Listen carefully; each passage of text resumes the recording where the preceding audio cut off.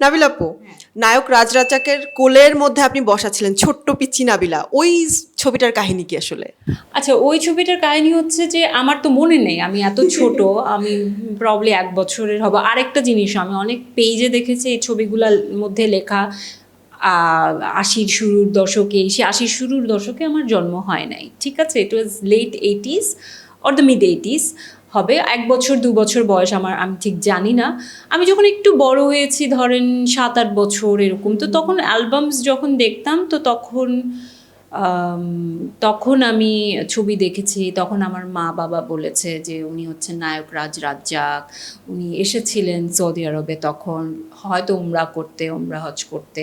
তো উনি ছিলেন আমাদের একজন নেইবার, ছিল বাংলাদেশি, ওনার ফ্যামিলি ফ্রেন্ড।